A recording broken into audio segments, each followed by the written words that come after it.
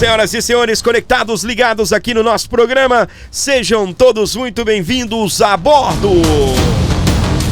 A informação está na tela.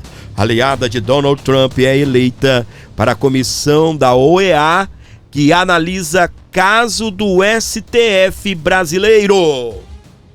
Tem ministro, é o que me disseram aí, hein? Tem ministro colocando a viola no saco, ficando pianinho. Com a vitória da ativista cubano-americana Rosa Maria Paya,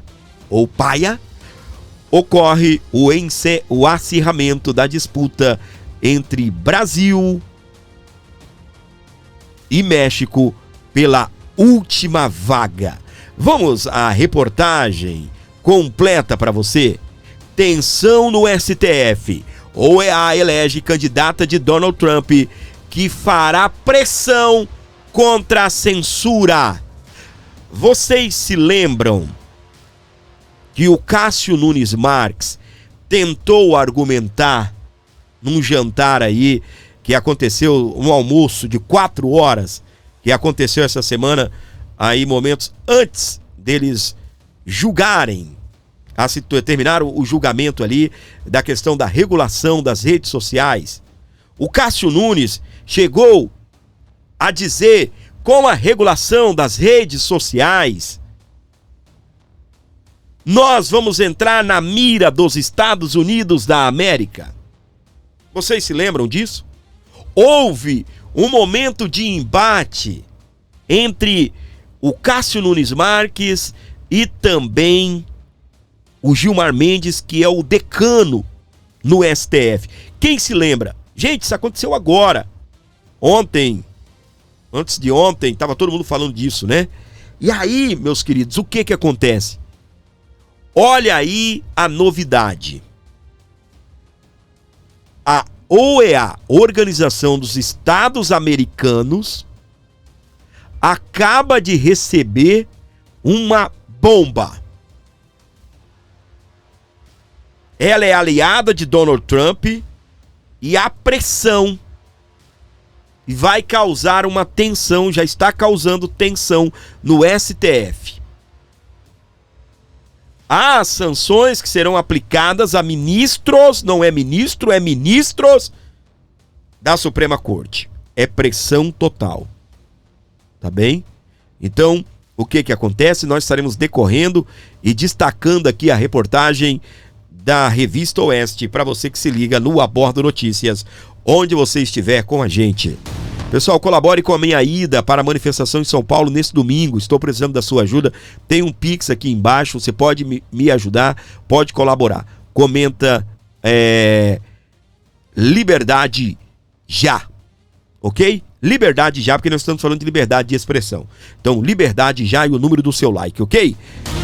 A eleição para a Comissão Interamericana de Direitos Humanos, órgão da Organização dos Estados Americanos, OEA, ganhou um novo destaque com a vitória da ativista cubano-americana Rosa Maria Paya, que é candidata do presidente dos Estados Unidos da América, Donald Trump.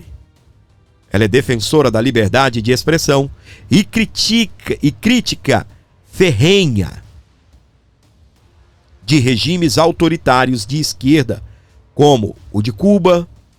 Rosa Maria chega ao cargo com o apoio do governo dos Estados Unidos e também aliados do Partido Republicano, como o ex-secretário Marco Rubio, do governo Donald Trump. Ele é ex-secretário? Não, né, gente? Tá errado aqui também. Como Marco Rubio, secretário do governo de Donald Trump.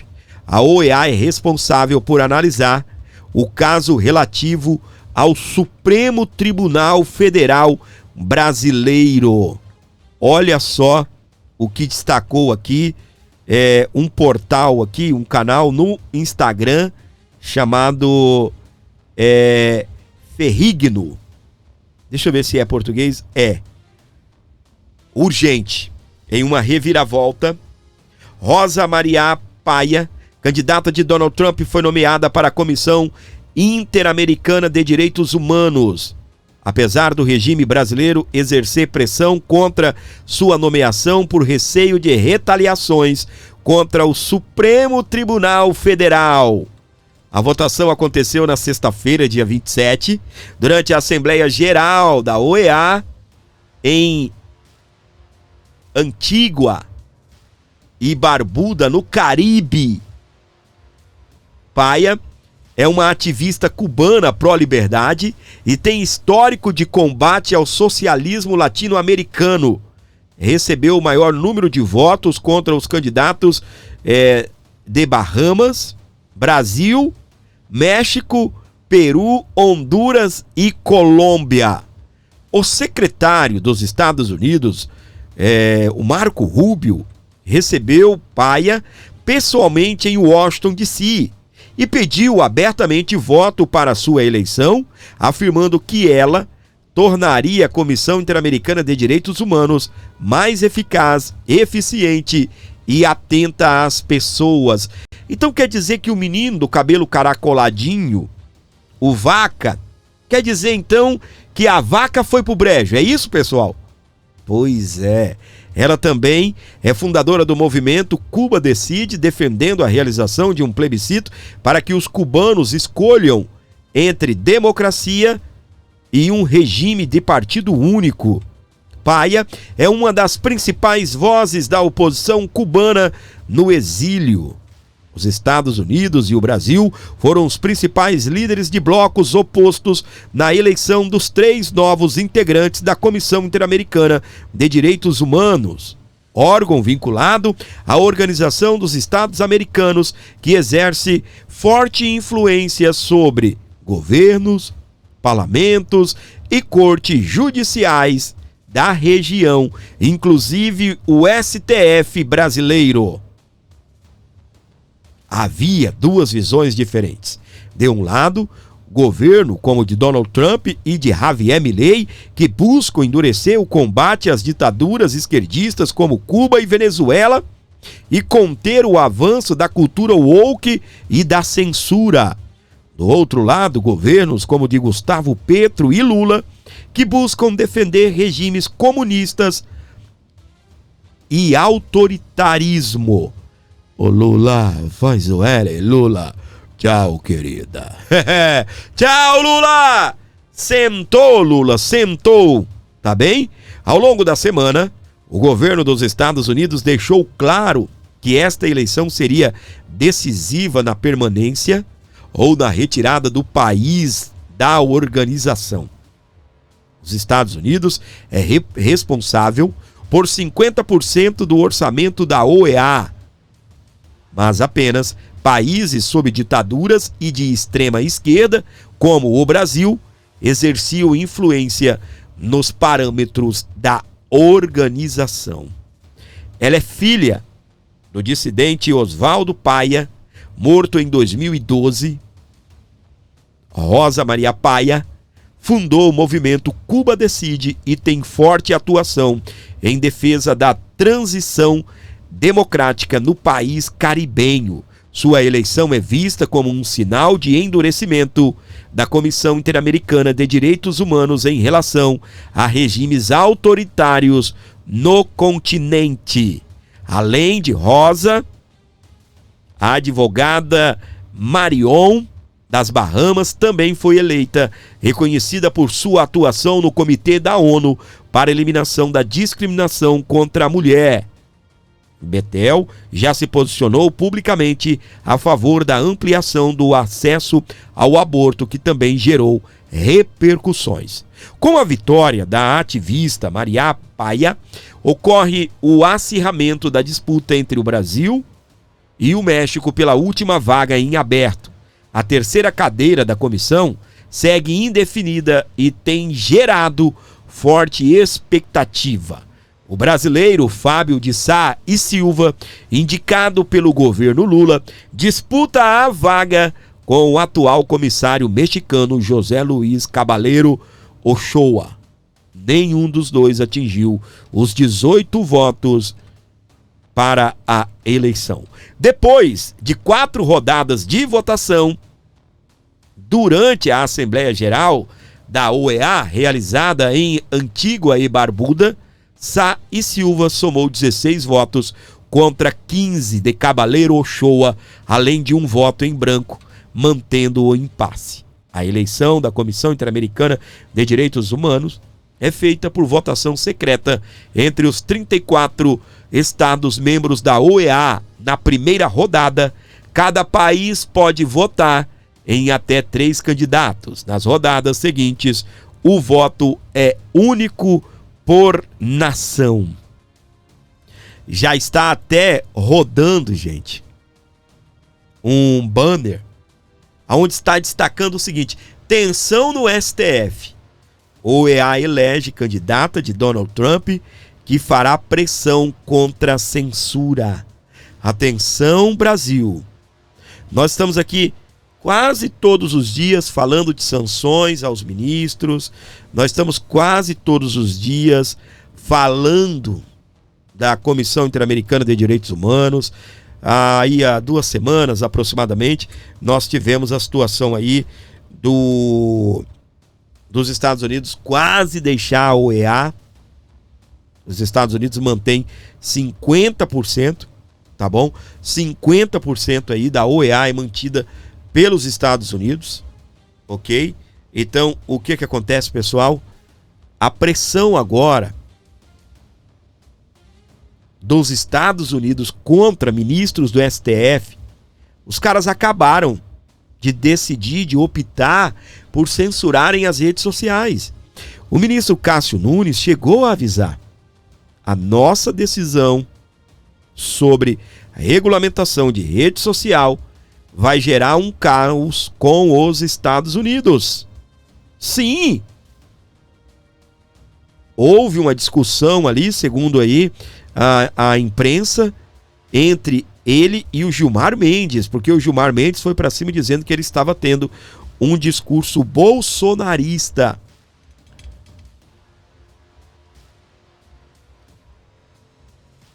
E sendo que, na verdade, o ministro Cássio Nunes estava apenas alertando do que vem por aí. As sanções dos Estados Unidos não é brincadeira não, minha gente. Tá? É como eu estava falando. Há vários programas aqui, eu vejo os comentários, as pessoas vêm aqui e dizem: ai, não aguento mais, esse negócio de sanção nunca acontece. O brasileiro quer as coisas para ontem, né? Nós precisamos, né? Para ontem, ok? Mas não é assim. O próprio Paulo Figueiredo, o Eduardo Bolsonaro deixou isso muito bem claro. Ele não chega lá na Casa Branca e fala: quero falar com o Trump agora. E todo mundo cancela tudo para recebê-los. Não, não é assim. As coisas são devagar mesmo. A cada dia o seu mal.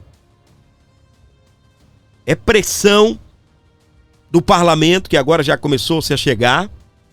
O deputado Chris Smith, que é o deputado ali, co-presidente de uma comissão de direitos humanos lá da Corte dos Estados Unidos, chegou junto e já botou para quebrar, pressionando o Marco Rubio, pedindo, né, sanções ao ministro. A gente vai até falar disso daqui a pouquinho.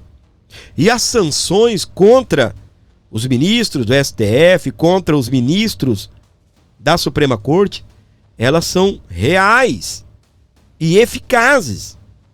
Para você ter uma ideia, contra o Alexandre de Moraes, são 4 linhas de frente, 4 linhas de combate a Alexandre de Moraes por sanções. Primeiro, aquela questão do visto. O visto dele pode ser cancelado. Ou se já não foi, ele não tem. Se for renovar, não conseguirá renovar, ok? Esse é uma decisão lá do Marco Rubio, porque os Estados Unidos não precisa de lei para poder cancelar o visto de alguém, não. Ok? Então vai perder. Se já não perdeu, vai perder. E aí o que acontece? Isso não precisa de lei, não precisa de discussões. Por quê? Os Estados Unidos é soberano. Ele recebe quem ele quer. É igual eu e você, a gente recebe quem nós queremos na nossa casa. É ou não é? Então, vamos para frente. O que acontece? Depois vem também a situação da lei Magnitsky. Aí é mais pesado, o buraco é mais embaixo. Para você ter uma ideia, foram analisados em 4 departamentos e no dia 15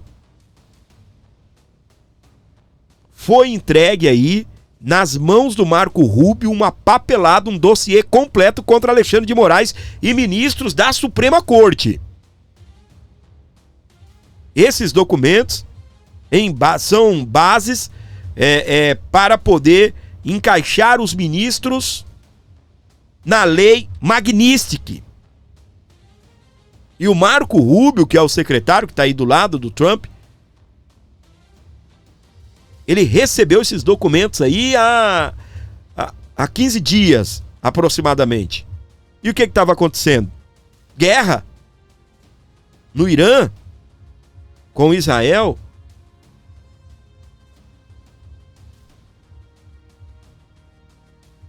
Então, o que acontece? Ministros da Suprema Corte brasileira estão vendo o castelo ruir, ok? Estão vendo o castelo ruir. Você pode até imaginar, não, isso daí é muito devagar, tá lento. Mas espere, escreva o que o gordinho tá falando. Ainda contra Alexandre de Moraes. Então, a situação dele perder o visto. Ele não tem, então não vai renovar. A questão da lei Magnitsky, que inclui perder o visto, relacionamento com empresas americanas, bloqueio de bens e tantas outras situações, inclusive até algumas outras que eu vou comentar daqui a pouquinho.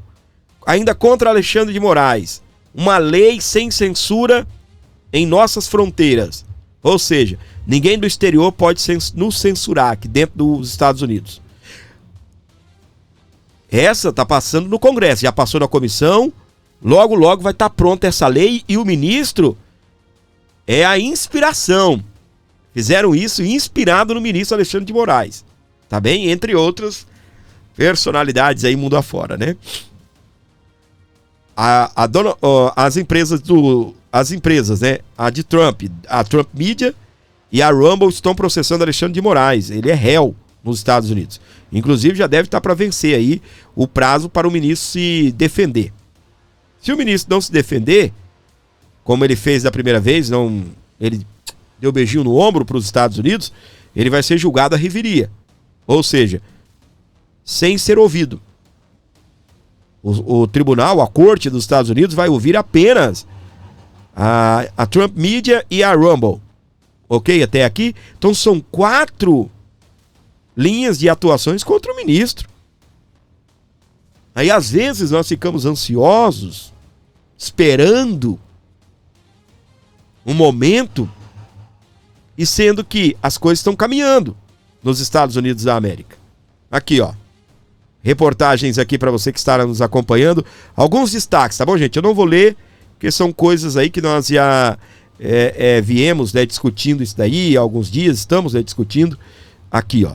Sanções de Trump contra Alexandre de Moraes podem ser estendidas a outros ministros. O texto em estudo pelo governo dos Estados Unidos prevê restrições econômicas a outros ministros do STF a depender da resposta às medidas de Washington. Vamos para frente. Tá bem? Aqui, ó. Efeito Alexandre. O governo brasileiro teme que possível sanção a ministro atinja bancos brasileiros. O governo deu ordens para que fossem mapeados.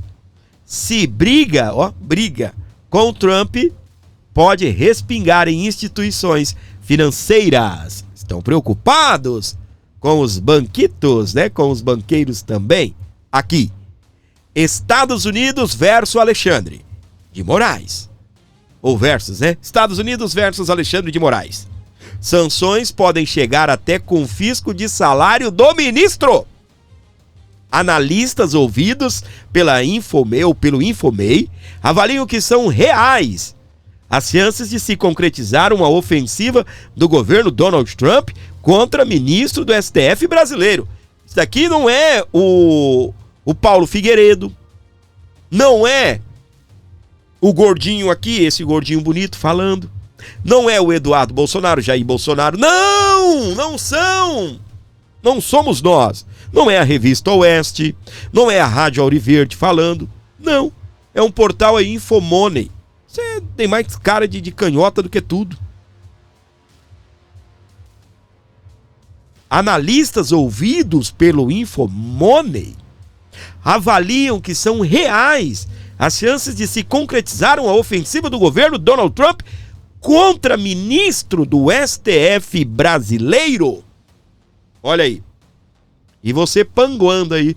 Ai, nunca chega. A esquerda já está sabendo que a bomba vai explodir. Olha aí a esquerda aí, preocupada. Governo teme que possível sanção a ministro atinja bancos brasileiros. E você tá aí pelos cantos resmungando, dizendo que não vai dar certo, dizendo que já demorou demais, que é isso, que é aquilo. Rapaz, o Trump, quando ele quer fazer, ele faz. Você viu a revolução que o Trump fez? O Trump pegou todo mundo que estava em guerra, dizendo ser os maiorais, deu tapinha na bunda e mandou cada um ir cuidar da sua vida. Ok? Umas 6, 7 guerras aí que o Trump já resolveu.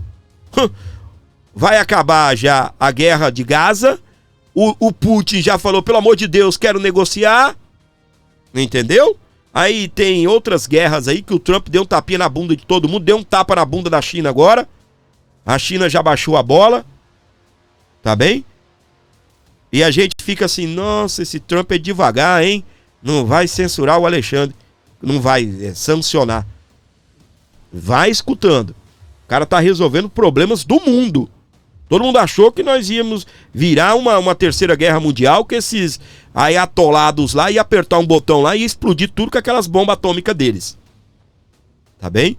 Porque se todo mundo tá com medo deles, é porque os caras têm a bomba e os próprios aí que estavam com medo não divulgam. Estados Unidos, próprio Israel, talvez, suponho eu, para não causar um alarme mundial, tá? Ou os caras estavam, tipo assim, só juntar tudo e colocar dentro do pacote, tá aí a bomba. Porque os caras estavam bem preocupados com o Irã, tá?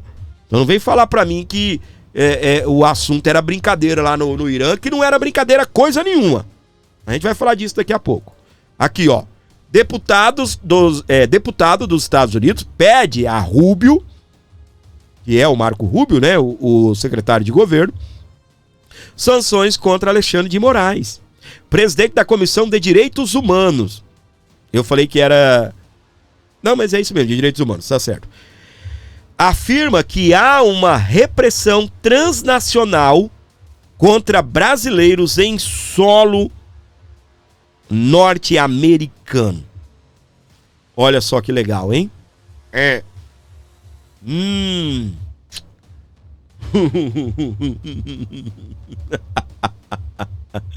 Já eu vou trazer essa notícia aqui, ó. Maioria do Brasil tem vergonha do STF, Lula e Congresso. Tá bonita a coisa pra vocês, hein? Tá lindo, hein? STF, Lula, Congresso. O negócio tá bonito pra vocês, hein? Pessoal, é hoje na Avenida Paulista a partir das 14 horas e eu vou estar presente lá com o meu canal fazendo a cobertura. O que eu vou pedir para vocês, gente?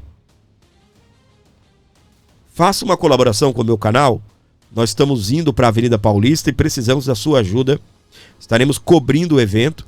Qualquer valor que você mandar será muito bem-vindo, você ajuda demais. É combustível, alimentação, estacionamento, pedágio, questões aí com logística de internet, telefonia. Ajude esse canal, ok?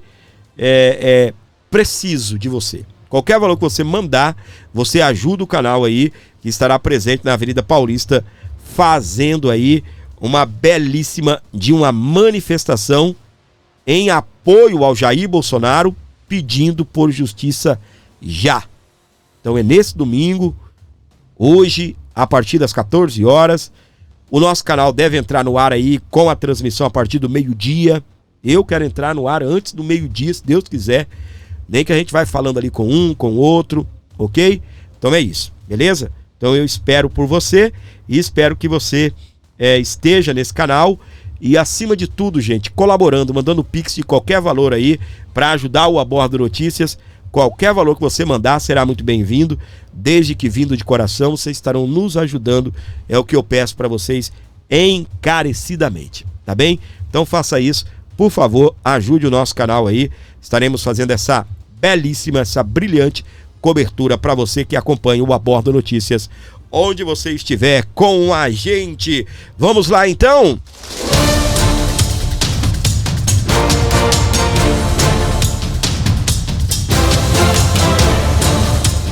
Divulgada nesse sábado, dia 28, uma pesquisa conduzida pelo Datafolha. Ah, era Datafolha. Não é? Tá bem? É do Paraná Pesquisas, não. Não é não. Tá bem? Vamos lá. Divulgada nesse sábado, dia 28, uma pesquisa conduzida pelo Datafolha apontou que 58% da população brasileira diz sentir vergonha dos ministros do STF, Supremo Tribunal Federal, e somente 30% afirmaram-se orgulhar da corte. Gente, 58% do povo brasileiro diz ter vergonha da Suprema Corte. E não é assim, não gosto. Não. 58% da população brasileira diz sentir vergonha. Entendeu até aqui? Vergonha. Apenas 30% sentem orgulho da Suprema Corte. No tocante ao Poder Executivo, 56% afirmaram sentir vergonha do presidente Luiz Inácio Lula da Silva, do PT. 40% declararam-se orgulhar do petista. Esses números são perigosos, tá bom, gente? É perigoso esse número aí, 40%, tá bem? Isso é perigoso. No Legislativo, a insatisfação alcança 58%, no caso dos deputados federais. Já a avaliação de senadores é ligeiramente pior, chegando a 59% de reprovação. Outros cargos públicos, contudo, demonstraram ter mais prestígio entre os brasileiros. 62% dos entrevistados disseram ter orgulho dos seus prefeitos, 52% dos governadores, 55% das Forças Armadas. Além disso, 61% afirmaram se orgulhar do povo brasileiro como um todo. A pesquisa ela foi conduzida entre os dias 10 e 11 de junho, tendo entrevistado 2.004 pessoas em 136 municípios. A margem de erro é de 2 pontos percentuais para mais ou para menos. Vocês se lembram quando houve aquela fala do Dr. Sebastião Coelho, aonde ele olhou para os ministros da Suprema Corte e disse: estou diante das pessoas mais odiadas deste país. Você é doido, rapaz. Sim, o Dr. Sebastião Coelho, sim, ele foi enfático ao dizer, você viu a pesquisa aí? A população, apenas 30% da população aprova a Suprema Corte. O restante diz ter vergonha, não é assim, desaprovo, não, é tenho vergonha da Suprema Corte. Olha que situação esquisita que nós estamos vivendo. Ok? Até aqui? Olha que situação complicadíssima. E os dados são do Datafolha. Não é de um outro instituto aí, uma pesquisa contratada aí pelo Valdemar Costa Neto, pelo PL. Não, não é. Não é um canal de direita falando. Não. Não é um canal aí bolsonarista. Obviamente eu estou, né, noticiando aqui. Não, não é.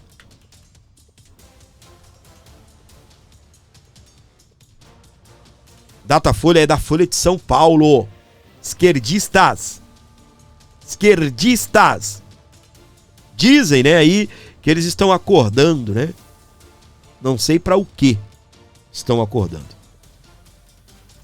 E por falar em pessoas amadas pela população brasileira, você viu que a Carmen Lúcia chamou você de tirano? O doutor André Marsiglia, ele é advogado constitucionalista, especialista em liberdade de expressão. Ele criticou a fala da ministra Carmen Lúcia, que diz que prefere 213 milhões de tiranos, né, de tirania, do que 11. Entendeu até aqui? A ministra falou que o Brasil não pode ter, né, 213 milhões de tiranos. Chamou eu, você, todo mundo.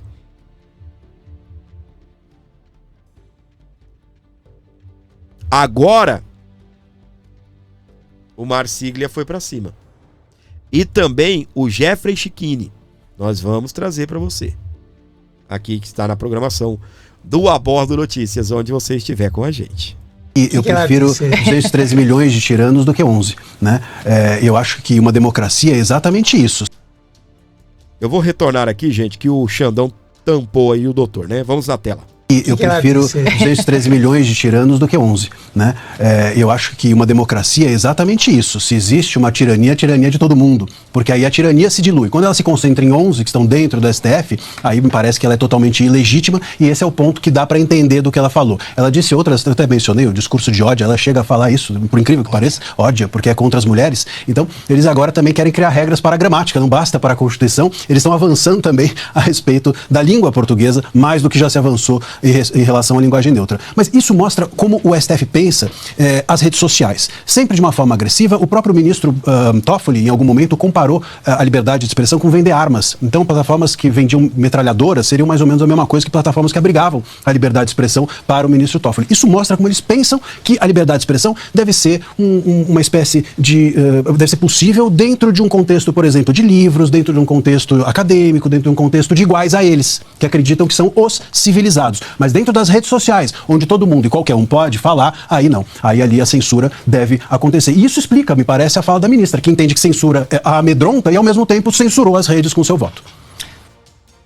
Uau, meus amores, para você ligado aqui na programação do Abordo Notícias, cirúrgico aí o doutor, hein?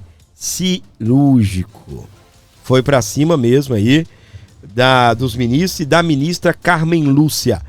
Quem botou para quebrar foi o advogado Dr. Jeffrey Chiquini, tá bem? Foi pra cima da ministra. E nós vamos destacar aqui para você as falas do querido Dr. Jeffrey Chiquini. Eu não sei se já retornou, mas estava lá nos Estados Unidos. Vamos acompanhá-lo.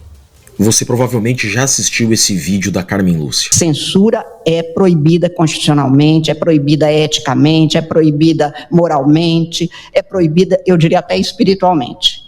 Mas não pode também permitir que nós estejamos numa ágora em que haja 213 milhões de pequenos tiranos soberanos. Soberano é o Brasil, soberano é o direito brasileiro. Então é preciso cumprir as regras para que a gente consiga uma convivência, se não em paz, pelo menos com um pingo de sossego. Quem precisa de sossego é o povo que está precisando de sossego de vocês. Vocês não.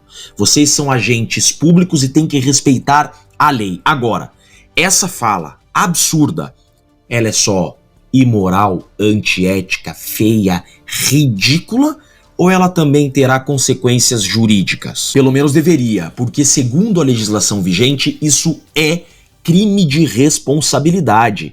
Lei 1079 de 65, artigo 2º, cuja pena é perda do cargo com inabilitação de até 5 anos para o exercício de qualquer função pública. Por quê? Artigo 39. São crimes de responsabilidade dos ministros do STF exercer atividade político-partidária. Olha só. Proferir julgamento quando por lei seja suspeito na causa.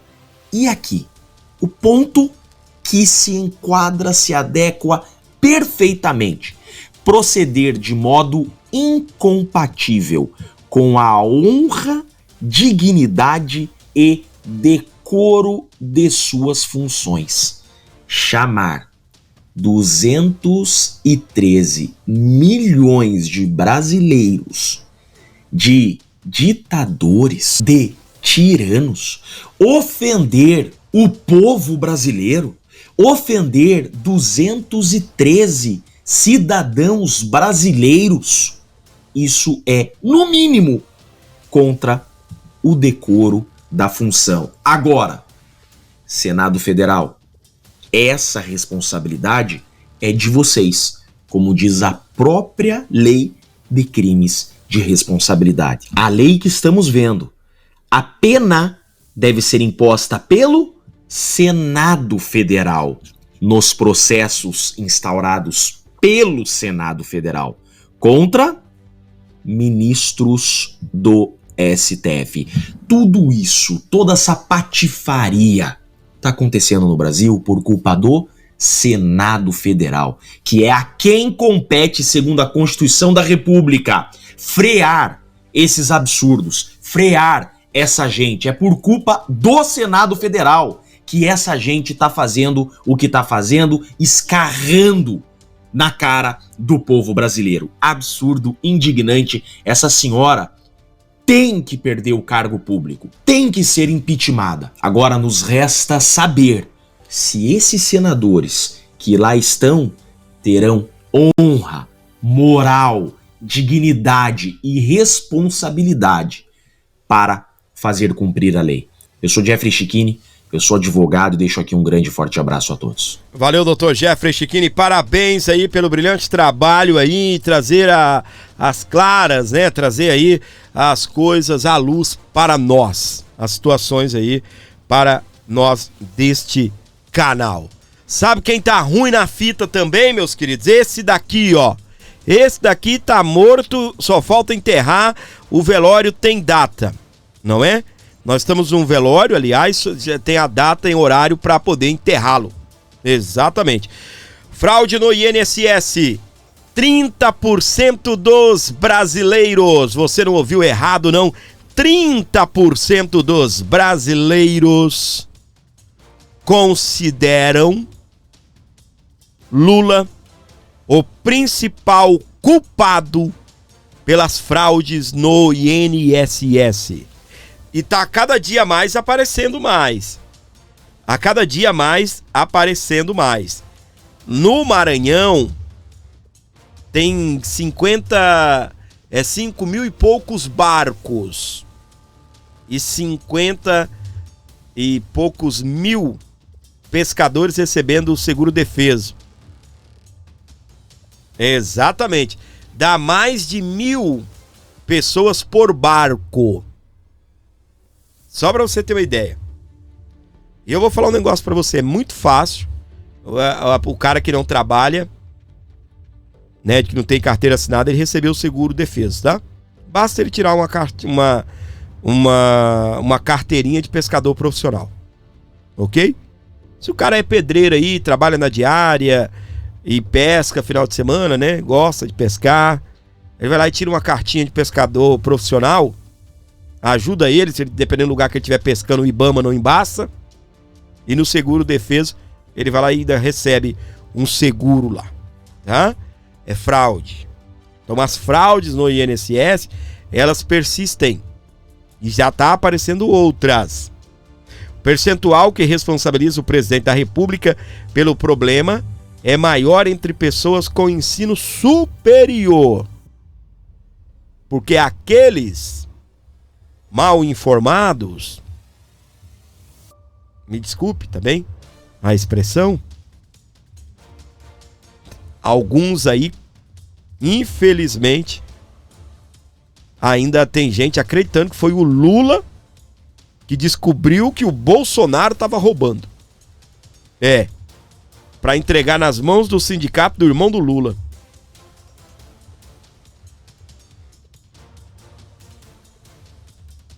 Olha para você ter ideia, né?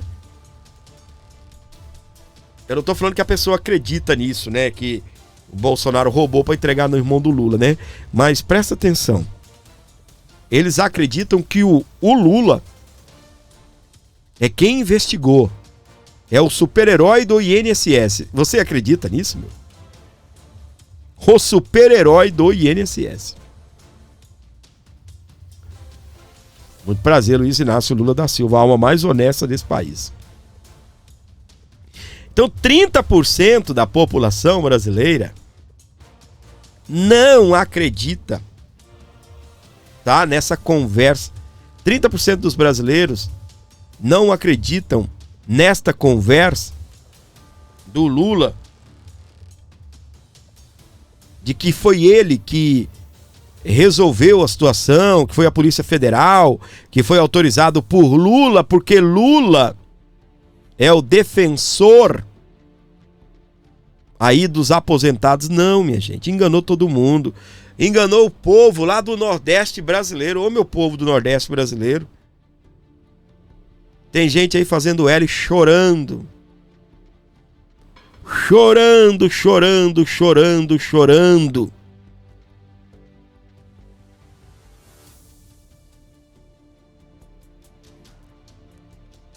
E não quer dar o braço a torcer. Foram roubados. Sim. Foram roubados. O povo do Nordeste, como eu estava falando, foram roubados, sim. E Luiz Inácio, para 30% da população, eles dizem que reconhecem que o Lula não é essa alma mais honesta aí da população, mais honesta do país. Presta atenção aqui na fala. Eu não vou passar raiva sozinho, você vai passar raiva comigo, tá bem? Presta atenção aqui na fala da alma mais honesta desse país. Nunca mais, nunca mais, enquanto eu tiver força, um cidadão mentiroso vai ganhar as eleições desse país para enganar o povo.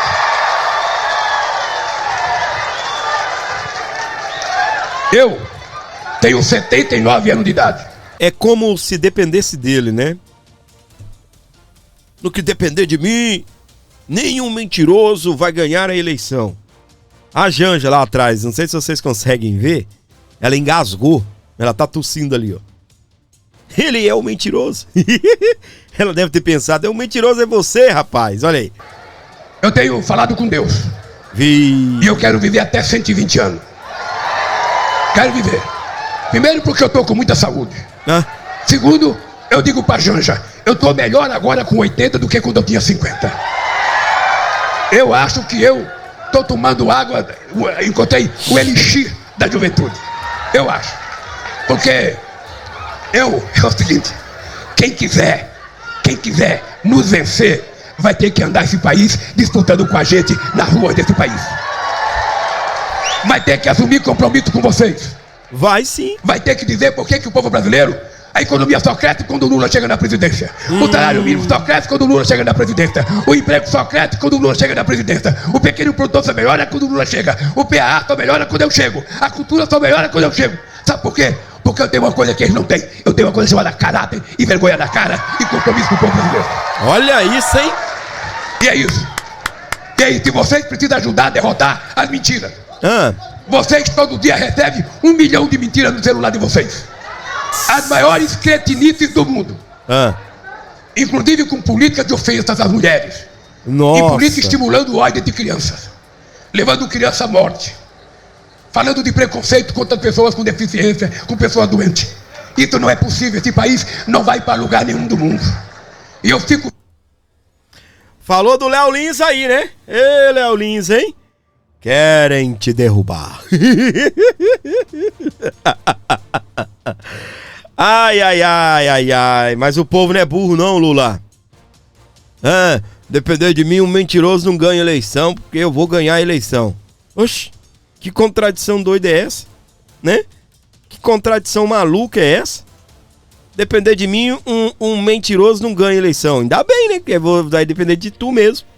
É tu que faz as maiores cagadas do mundo. Não é? É você que faz as piores cagadas do mundo. Então você mesmo está patrocinando o seu fim. Desgoverno relaxado do cão. Aqui. Bolsonaro reage a Lula após acusação de vagabundagem. Petista criticou as doações via Pix que seu opositor recebeu. Ô vontade, né, Lula? Recebeu um dinheirozinho legal, hein? O ex-presidente Jair Bolsonaro do PL reagiu neste sábado, dia 28, pelas redes sociais, a uma fala do presidente Luiz Inácio Lula da Silva, feita um dia antes no Tocantins. Lula acusou o mandatário de receber doações por Pix para fazer vagabundagem. Ladrão é você! Em tom de provocação, sem citar diretamente o presidente petista.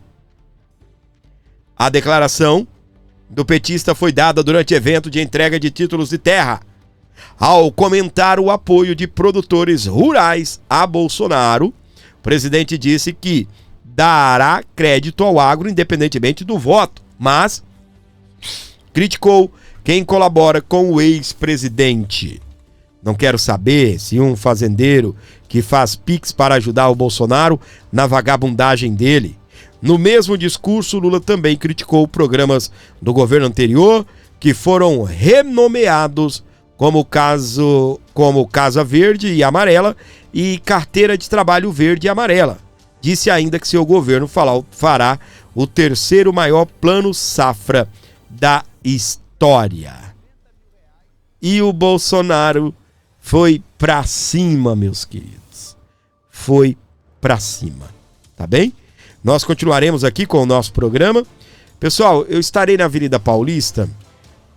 Vai ter aí essa mega manifestação em apoio ao presidente Bolsonaro, né? Nós estaremos lá nos manifestando. E eu quero pedir para você uma ajuda, porque há um deslocamento, né, de 2 pessoas, eu, mais a diretora, minha esposa. Nós estaremos indo para a Avenida Paulista para fazer a cobertura aí da manifestação. Estaremos transmitindo aqui no nosso canal, né? Eu poderia muito bem ficar quietinho aqui no meu estúdio e não ir a São Paulo. Usar as imagens do Thiago, a imagem do Francisco Melo, do Aprendendo e Ensinando. É tudo gente que me autoriza a usar a imagem. Tá bem? Ixi, quietinho aqui no meu estúdio, ar-condicionado. Tá? Mas, por exemplo, eu nunca fiz isso. Eu fiz naquela caminhada do Silas Malafaia. Foi maravilhosa a transmissão. Porque o Silas Malafaia faz uma brilhante de uma transmissão. O que eu fiz? Adicionei as minhas opiniões, né, aqui do estúdio. E foi lindo, foi fantástico. Tá bom? Só que, gente, eu quero estar lá. E eu não tô indo apenas para me manifestar. Aí a gente vai vir aqui e vai falar, um monte de gente vai lá se manifestar e não pede ajuda. Não, eu não estou indo apenas me manifestar. Estou indo trabalhar, fazer a cobertura e levar para você, que é de outro estado, a melhor cobertura. Porque o Silas Malafaia transmite apenas o que está acontecendo lá no palco. Ele não joga um repórter lá no meio do povo. E a gente vai pro meio do povo. Na hora dos discursos, obviamente, o André, ainda tem o trabalho do André, né, que fica aqui no estúdio. Então o André vira o sinal lá pra transmissão do Malafaia. Então é barba, cabelo e bigode que a gente faz aqui. A gente vai ouvir o povo, vamos entrevistar as pessoas que estarão se achegando na Avenida Paulista, e depois a gente passa aí para essa questão aí essa questão do discurso, né? O que estará acontecendo lá no caminhão. Beleza? Então ajude o nosso canal aí com um Pix de qualquer valor. Manifestação acontecendo na Avenida Paulista, pedindo por justiça já. Justiça a Bolsonaro, justiça aos presos políticos, ok? Então vai ser tiro, porrada e bomba, e ajude o meu canal aqui, ó. 11 952 75 3898. A história do IOF, caso IOF, mais um capítulo. Gilmar Mendes assume a ação do PSOL contra a decisão do Congresso. No documento protocolado na corte, o partido chegou a pedir a relatoria do ministro Alexandre de Moraes, mas caiu na mão do Gilmar Mendes. Ô Gilmar Mendes, eu acho que o Alexandre tá muito ocupado, né? Tá trabalhando muito aí. Então, né? Toca o barco aí. O ministro Gilmar Mendes, do Supremo Tribunal Federal, STF, foi designado nesta sexta-feira, dia 27, como relator da ação protocolada pelo PSOL, que contesta a decisão do Congresso Nacional de anular os decretos presidenciais que aumentavam a alíquota do imposto sobre operações financeiras, o IOF. Na ação encaminhada à corte, o partido afirma que a sustação do decreto do IOF representa uma interferência indevida do legislativo em função exclusiva do chefe do executivo, comprometendo a autonomia deste no exercício de suas atribuições de política econômica e tributária. Uau, meus queridos. Simplesmente, mais uma vez, o governo não sabe perder e perdeu feio, tá? Simplesmente o governo perdeu e não consegue adotar e não consegue aí, é isso mesmo, adotar a derrota. Assumir que errou, que não está tendo mais articulação, não está tendo mais parceria no parlamento e que acabou. O próprio Nicolas, né? Eu poderia fazer todos os argumentos, mas tudo que eu falar aqui, o Nicolas falou nesse vídeo. Tudo que eu for falar. Então eu vou trazer os comentários aí do Nicolas Ferreira para você que sintoniza aqui o Abordo Notícias. Essa semana o Congresso derrubou mais um imposto criado aí pelo Haddad para poder bancar o governo do PT. A vitória foi histórica, e não somente do PL, mas vários partidos votaram também para poder derrubar esse aumento de imposto. Porém, agora a mãe do Lula acionou o STF para poder derrubar a decisão do Congresso e jogar mais imposto aí nas suas costas. E assim fica fácil governar, né? Quando perde, judicializa para o STF. Afinal, 7 dos 11 ministros foram indicados aí pelo PT, sendo um seu ex-advogado e o outro seu amigo. Então fica fácil. E antes que você diga que o imposto é para os mais ricos, vou te dar 3 exemplos. O IOF é cobrado sobre o valor do seguro, ou seja, o valor total da pólice sobe. E a pessoa vai ter que escolher uma cobertura menor ou desistir do seguro. Se o João, por exemplo, quer guardar dinheiro para poucos dias no CDB ou no fundo, o lucro vai diminuir. Se a Maria precisa de um empréstimo para pagar dívidas ou reformar sua casa, o banco cobra IOF sobre esse empréstimo, ou seja, paga mais pelo empréstimo e sobra menos dinheiro para ela. Então estou deixando aqui registrado quem de fato é o inimigo do povo. Essa posição não é para defender meu ponto de vista, mas a defesa é do Congresso Nacional, da Constituição e, acima de tudo, do povo brasileiro, que não aguenta mais pagar a conta da gastança petista. E, por fim, parabenizar o presidente Hugo Mota por pautar o PDL, ter a coragem de fazer isso, mesmo enfrentando agora toda a pressão e mentira em cima dele, porque ele garantiu essa vitória contra mais um ataque ao bolso ao bolso, né, dos brasileiros, né? Deve ser assim que ele iria finalizar aí o discurso dele, beleza? Parabéns, Nicolas, como eu disse pra você, né? Explicou tudo. O governo perdeu, não consegue ir pra frente em negociação no Congresso. Me desculpe a expressão, sentou na mandioca, deslizou na casca de banana e caiu sentado na mandioca. Tá tudo certo, agora é fazer o L e chorar aí as mágoas lá no STF. Beleza ou não beleza? Pessoal, ajuda o Gordinho na ida para São Paulo, preciso da sua colaboração. A gente vai falar muito sobre isso ainda, mas eu preciso da sua ajuda. Estaremos fazendo uma belíssima de uma cobertura e eu preciso de você lá, ok? Aqui, ó. Irã cogita enviar urânio enriquecido ao exterior se houver acordo com os Estados Unidos da América. Embaixador do país na ONU também menciona abertura para investimentos estrangeiros no setor de energia. Oh! Parece que as coisas estão mudando neste país do Oriente Médio. Ó, daqui a pouco eles vão dizer assim: queremos, ser uma democracia. Olha só, meus queridos, só falta isso, né? Olha como estão mudados, o que 3 bombas não faz, né? 13 toneladas cada bomba, tá? 13 toneladas cada bomba que os Estados Unidos explodiu tudo lá. 13 toneladas. Com a arma mais mortal, com exceção a bomba atômica, tá? A bomba, ela penetra 60 metros, cortando rocha, concreto e explode lá. Você não quer uma dessa, né? Aí na sua cidade, né? Nem eu. E parece que o Irã baixou a bola, né? Que bonitinho, né? Rapaz, o Trump, ele surpreendeu o mundo. Eu falei aqui no programa. O Trump, ele surpreendeu o mundo. Todo cara que estuda geopolítica, todo cara historiador, inclusive aqui no YouTube, ele falava sempre a mesma coisa. Eu até repeti isso daqui, porque eram as previsões dos especialistas, entende? O Trump, ele frustrou aí todos os especialistas. Qual era a fala? Havendo um conflito no Oriente Médio, Israel e Hamas, se o Irã entrar no conflito, os Estados Unidos entra. Entrando os Estados Unidos, entra a China, entra a Coreia, entra a Rússia, e aí vai estourar a Terceira Guerra Mundial. União Europeia, não sei o que, OTAN, coisa nenhuma.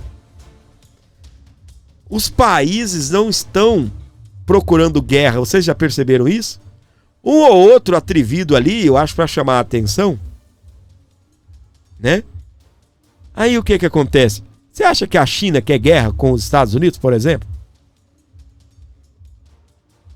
Você acha que a Coreia quer guerra com outros? A Rússia está sendo destruída lá, ó, economicamente falando, porque se pra gente, de uma certa forma, chega a dar reflexos, imagina para os países envolvidos na guerra. Entendeu? Então o que acontece? A economia vai pro brejo. É o dinheiro que se gasta com a guerra e também o dinheiro aí, porque os negócios param, enfim. É fato que, embora estavam se bicando antes do Trump chegar, agora todo mundo acalmou. Não, você não ouviu errado, não.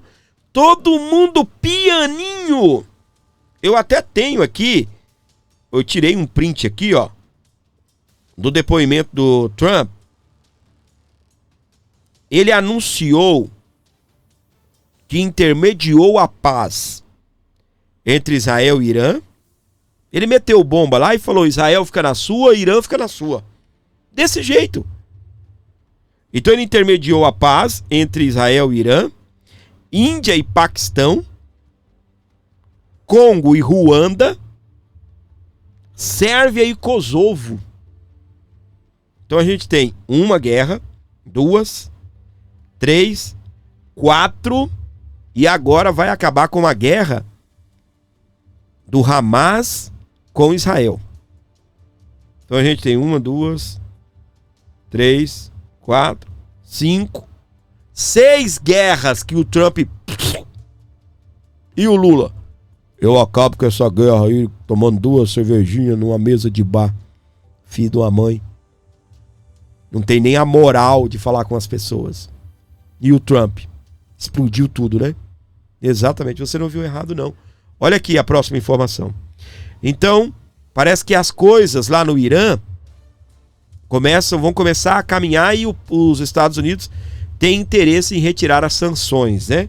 Estados Unidos não é bobo também não, gente. Quando os Estados Unidos quer tirar as sanções de um país é porque interessa para eles também. Obviamente, né? São sanções financeiras. Ninguém compra, não negocia. E quando os Estados Unidos resolvem comprar, é porque os Estados Unidos precisam. E o que eles têm de mais? Petróleo, né? Então, Trump sinaliza possível, olha aí, sinaliza possível cessar fogo em Gaza na próxima semana. O presidente dos Estados Unidos afirma que depois de controlado o confronto entre Israel e Irã, o objetivo é desmantelar o regime do Hamas. Tem os acordos também, né, de cessar fogo, não é só ficar quieto aí para... Não, tem os acordos, não é? Aqui, ó, Putin diz que Rússia está pronta para novas negociações com a Ucrânia. Olha, o exemplo arrasta. Sabia? Anota o que o gordinho está falando. Você pode ser o maior falador da face da terra. Se você não dá o exemplo ele arrasta. Olha aí. Putin propõe que nova rodada de negociações de paz entre Rússia e Ucrânia ocorra em Istambul, destacando a necessidade de um acordo sobre data e local para avançar no diálogo. Coisa boa, não é? Paz é necessário. A paz se faz necessário. Como eu estava falando para você, o mundo inteiro perde com isso. O mundo inteiro perde. Os países envolvidos também. Trump, 8 vezes em que o presidente dos Estados Unidos chocou o mundo em 5 meses. Até colocaram fogo ali, saindo da boca dele, chifrinho, né? Vamos aqui à matéria do portal Metrópolis. Como uma metralhadora de decisões, 5 meses após reassumir a presidência dos Estados Unidos, Donald Trump vem conduzindo o governo como quem joga xadrez com dinamite, ou seja, brincando com fogo. Desde janeiro, tem emitido decretos em série, provocado crises diplomáticas e tentando intermediar guerras, mas tensionando ainda mais. Apesar do curto período, o republicano já coleciona embates com universidades, decisões radicais sobre imigração e tarifas que abalaram o comércio global. Ele ainda envolveu os Estados Unidos em conflitos armados e decidiu sancionar autoridades internacionais. Bem-vindo ao Trump, né? Bem-vindos aí ao modo operandi do Trump, que talvez o portal Metrópolis não está acostumado, não é isso? Até por algumas falas aí desta reportagem. Os momentos em que Trump sacudiu o mundo e fizeram parecer que ele está brincando com o tabuleiro global se enfileiraram em uma grande prateleira. Vamos lá. Revogação sem precedentes. Assim que reassumiu o comando da Casa Branca, o republicano deu início a um revogaço em alta velocidade. Foram dezenas de ordens executivas para desmantelar regulações ambientais, políticas de inclusão, regras de controle de armas e até acordos comerciais firmados na gestão anterior. A estratégia tem sido clara: reescrever o país, a sua imagem, apagando vestígios democratas do governo anterior.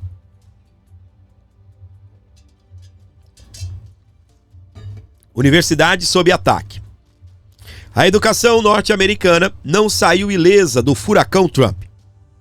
Ele voltou a atenção contra universidades públicas, privadas e centros de pesquisa, acusando-os de promover doutrinação esquerdista.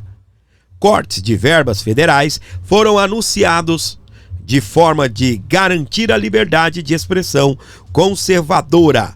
O impacto afetou diretamente bolsas de pesquisas e acesso ao ensino superior. Bate-boca com Zelensky. O encontro entre Trump e Volodymyr Zelensky em fevereiro não foi exatamente diplomático. Os presidentes dos Estados Unidos e da Ucrânia protagonizaram uma discussão em frente às câmeras do Salão Oval da Casa Branca. Zelensky havia sido convidado para discutir o futuro da guerra travada contra a Rússia e o acordo sobre minerais de terras raras. Durante o encontro, o líder dos Estados Unidos chegou a dizer que o ucraniano estava brincando com a vida de milhões de pessoas. Tarifas e guerra comercial. A política protecionista, sob a admiração de Donald Trump, ganhou nova força com a retomada de tarifas sobre aço, alumínio e produtos importados da China e também de outros países. O discurso de America First voltou com força, desta vez, no entanto,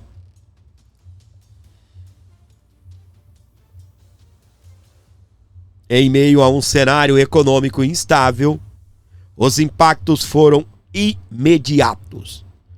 Bolsas oscilaram, parceiros comerciais reagiram e o risco de uma guerra comercial voltou ao radar. Tolerância Zero, versão 2025. Trump relançou, desta vez com mais rigidez, sua política anti-imigração. A nova versão inclui detenções em massa, restrições de visto de trabalho e estudo e um reforço agressivo da patrulha de fronteiras. Uma parte do muro com o México ganhou sensores e drones de vigilância e o discurso voltou a criminalizar imigrantes em geral, com ênfase nos latino-americanos. Sanções a autoridades internacionais. Em maio, o norte-americano abriu uma nova frente de ataque a autoridades judiciais ao redor do mundo. Seu governo ameaçou impor sanções econômicas e restrições de entrada a membros do Tribunal Penal Internacional. O ministro Alexandre de Moraes, do Supremo Tribunal Federal, STF, foi citado por aliados trumpistas como símbolo de perseguição política em um discurso que mistura soberania e ultraconservadorismo. A ultradireita, né? Faz tempo que eu não ouço essa palavra, hein? Donald Trump, Trump e sua fama de mediador de guerras. Aqui a matéria tende um pouco a atacar, né, o Trump, mas eu discordo, mas vamos ler.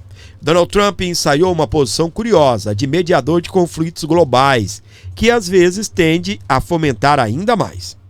Em mais uma ocasião, o presidente norte-americano tentou apresentar como peça-chave na resolução de guerras, como na guerra da Ucrânia e Rússia, e recentemente em negociações paralelas entre Israel e Irã.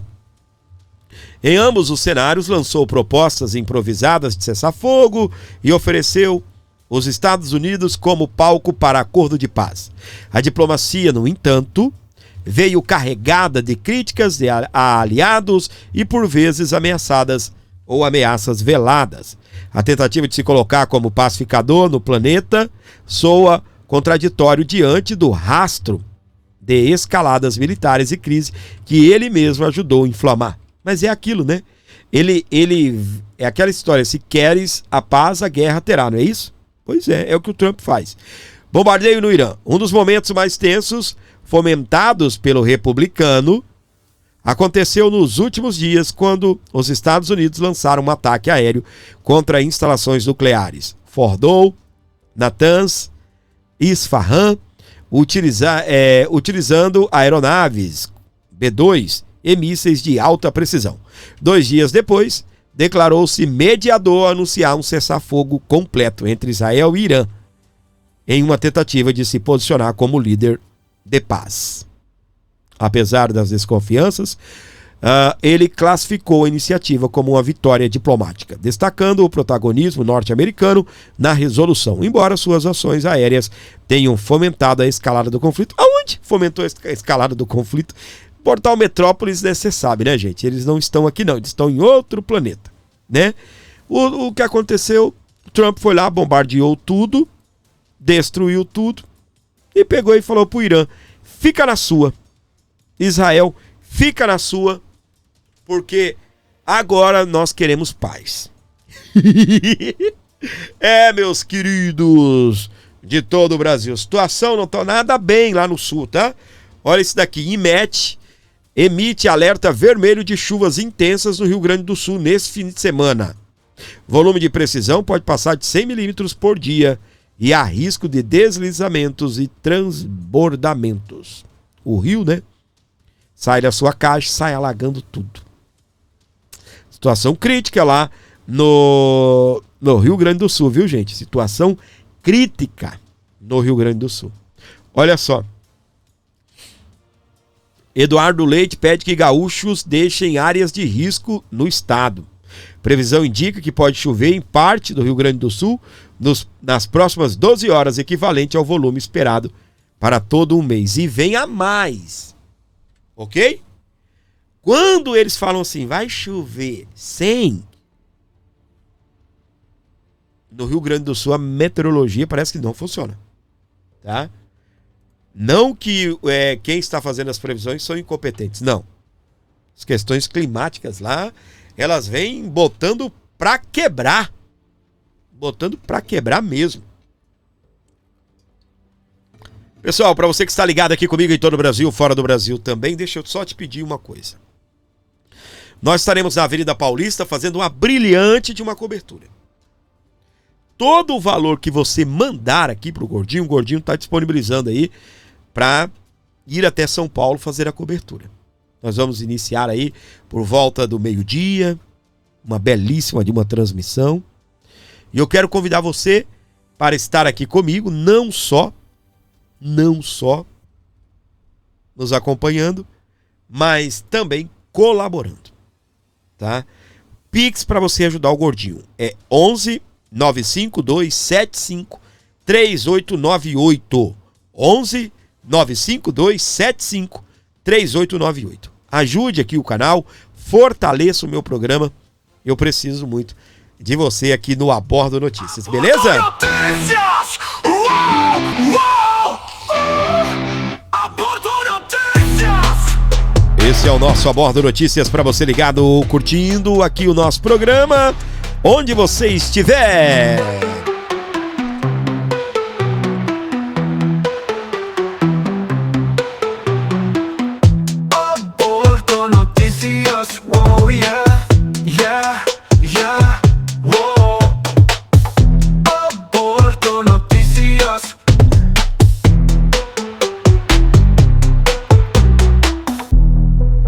Esse é o nosso Abordo Notícias ao vivo, com você que acompanha aqui o nosso canal, você que me dá o carinho da audiência, você que está sempre aqui comigo, nos acompanhando, onde você estiver com a gente, obrigado mesmo.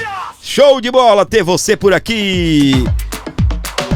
Ajude o nosso canal aí, ajude, né, para que possamos ir aí até a manifestação. 11 952 75 3898. Você não ouviu errado, não. 11 952 75 3898 para você me ajudar, para você fortalecer aqui o nosso canal e ajudar o Gordinho na ida até a cidade de São Paulo para fazer essa brilhante cobertura aí aqui no Abordo Notícias. Se inscreva e colabore e também compartilhe aqui todo o nosso conteúdo. Jesus is the King. A informação com credibilidade. Abordo Notícias.